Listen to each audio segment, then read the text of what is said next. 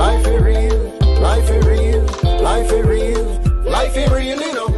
So here we are, Life for Real with Martino Scully. Straight. Yeah. Life for Real with Martino Scully. So, but Scully, let's be honest. What inspired you to come up with Life for Real? Where you get that term from? Well, Life for Real is really about sharing day-to-day living as a Christian and as a non-Christian. Mm-hmm. You know, how do we overcome challenges living day-to-day as Christians and as regular folks? So it's just living really. It's just life for real. Life for real. So it's just life in its purest, genuine form. Authentic state. Yeah, because most people nowadays them live a fake life really. Quite so. Many persons, you know, we have persons who Instagram, we have TikTok. That's well, Instagram, bro. Right. I've seen and I've known people where they portray this elaborate life. Like you look from the outside looking in, you look and be like, yo, that person, them have to get up. They look good every day. You know what I mean? They must, you know, they are the most fancy hotels and the most fancy restaurants. You know what I mean? And the biggest and most high-end cars. Yeah, so most times it is not genuine. So I think I understand the concept. Life for real. So it's being genuine in yourself, really. Quite so. But what makes, tell about Martino Scully. Martino Scully is a Christian man who loves God, loves people. You know, man, a draftsman, career-wise, draw plans for a living basically. So I'm a self-employed. I'm a businessman basically. Mm-hmm. So businessman, love God, love people, love life. And that's life for real. Yeah, life for real. So as for me, I'm Clive Rowe. I'm an outgoing person. Yeah. I'm not really a Christian, but I am a God-fearing, Okay. But my perception of the world is a bit different. But I'm here just trying to get through the world and just trying to enjoy life. Quite so. I'm very outgoing. I like beaches and stuff like that. So nice. Big up yourself. But you say you're an architect? Yes, so I draw plans basically residential, commercial, industrial buildings, you name it. Yeah. Once it's a building and it's underground, we will do the construction for it. We also design and construct pools as well. Oh, you do pool? Yeah, man, we design and construct pools as well. And, the only thing we don't draw currently are airplanes, basically. But who knows? Who knows, right? But if you do architecture, that means what you think about NHT? Because I'm, as a young person, right. I'm looking for a house, but it's quite difficult for young persons now to get house. So what's your view on that NHT? Well, my view as it relates to NHT is that they were more for Jamaican people in the 80s and 90s. Yeah. In the 80s and 90s, you'd have, say, for example, a woman who works at the sweetie factory, at the brassiere factory. Mm-hmm. She could get a house from NHT easily. So, in essence, we are saying factory workers at that period in time could easily acquire an NHT house. No. That's a no. No, that's a no. It's quite unfortunate still because a lot of young persons out there really look forward to getting a house. You're right. So for me, you folks, you tell us what is your take on where NHT is currently as it relates to giving or awarding a house to a young person. I think most of the houses NHT has now, like, they're bought from persons that don't really need a house. Like, right. They bought it and rent it out for like Airbnb and all that so stuff. On. Yeah, and that is quite true. Most of the gated communities, most of the new communities that are NHT built or so on and so forth, most of these folks live overseas. They don't live here. Yeah, they don't live here. They don't live here. So where you have the CI, the pound sterling, the US dollar, and all these things multiplying several times over, they are basically able to afford. Yeah, and that's the thing too. Most of the real estate agencies in Jamaica, they tend to market the house in US, like, it's not really market for us here in Jamaica. So you tell us folks, what is your take on NHT? Do your due diligence and you let us know in the comment sections what you think. That's true, but as a person that designs house, right? Yeah. Would you recommend young Jamaicans now to buy a piece of land and find someone like Martino Scully to design them house.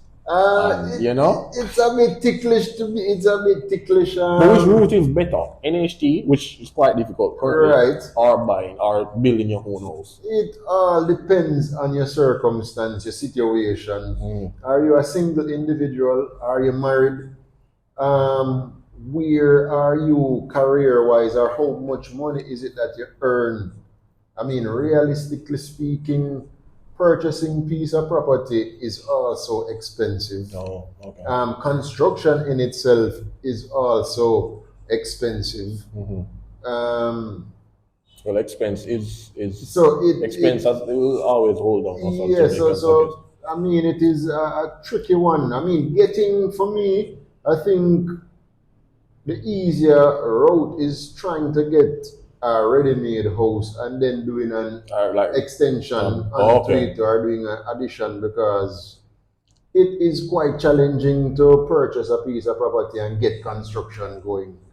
So your best bet would be like find a house that's there on the open market, right? See if you can get a good deal on it, right? And then just try renovate right? You know what I mean? Try get your renovation on.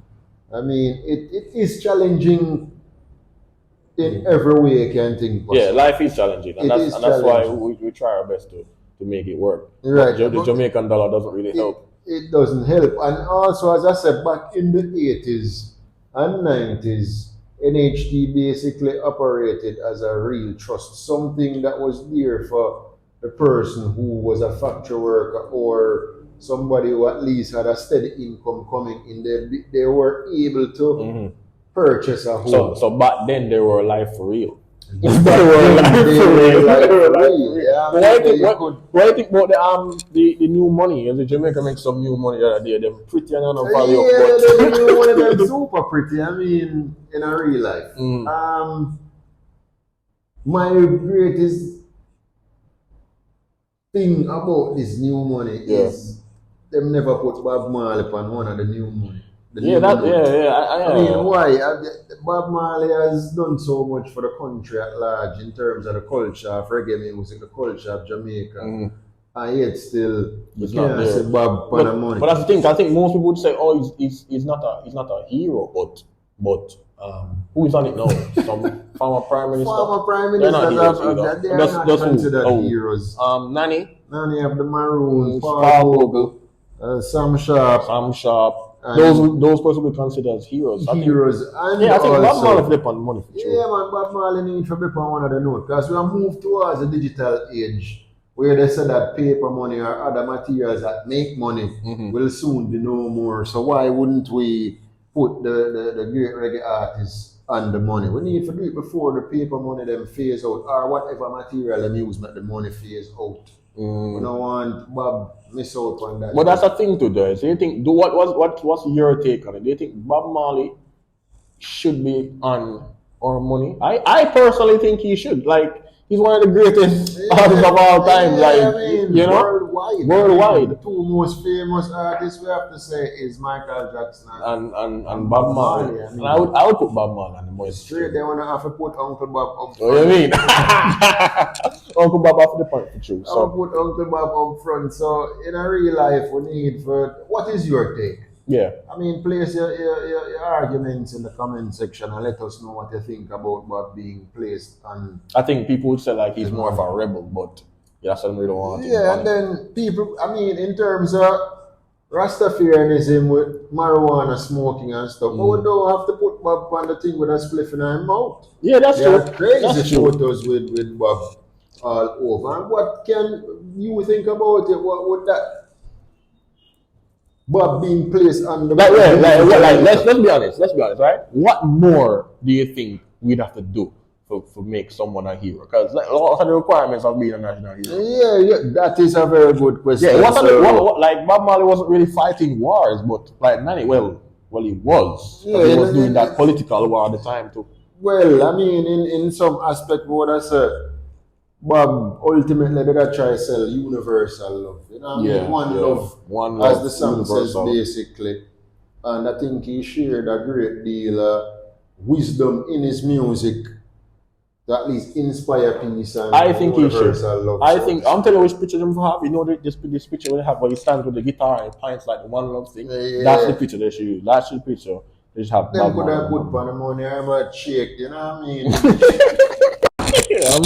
I'm not shake on the rats. You know? Whichever way, but yeah, that's a good point. That's a good point. But on a serious note, I just think that he could be considered one of the figures placed on the money, the Jamaican note, before paper money or whichever type of money phase out to total digital currency. Yeah, I'm not a fan of digital currency still, Yeah. To be honest, I'm not a fan. Like, why? I know right now only 3% of the world money is print. That's what they said. 3% of the world money is print. But I think being complete digital, that's too much control for like the government. For the government? Yeah, because imagine, right? Imagine you're cashless. I think there's pros and cons, just like anything in life. Right. Nobody can rob you. Well, hands up and rob you. But if you have a system glitch, like our NHT was down every minute, you know what I mean? Like all the money just gone. And yeah, you have to think about these things. Like imagine, like most of the machine them never work. Like just imagine, like you have all like the government with the vaccine mandate, right? Yeah. Let's say decide not to take the vaccine. Like I didn't take the vaccine. I wasn't taking. I remember like I work, right? And I remember my company was like going on their head like, yo, you need to take the vaccine. I didn't take it. So just imagine you're in a situation like that and the government like, you know what? Scully not comply, lock him account. I don't that's too much power. I like the idea of it, but knowing how corrupt mankind is, that's That's really hand them that much power. Yeah, I mean, for me, basically, I think the powers that be already have certain power. Whether it's cash, physical cash, or digital currency, I think if they decide to shut down your account, whether cash-wise or otherwise, they'll do it. Okay. If it comes to the test, basically. So for me, I don't care whether cash or cashless. It works either way for me. I am not really against the whole thing. No, you can't because it's the future. It's inevitable. Yeah, whether or not we accept it, it is coming. And I go it and go, as I always say, come it and come. So we just have to look out for it, basically. But people, tell me what you think. But we're here with Life for Real with Martino Scully and Clive. Like, subscribe, share, place the comments below. Outer Road, Life for Real with Martino Scully, Clive Rowe. See you at the next stop. Peace. Peace. Life is real, life is real, life is real, life is real, life. So, see you guys next time. Like, comment. Yeah. Subscribe, share. Alrighty. 3, 2, 1. So see you guys next time. Like, comment, share.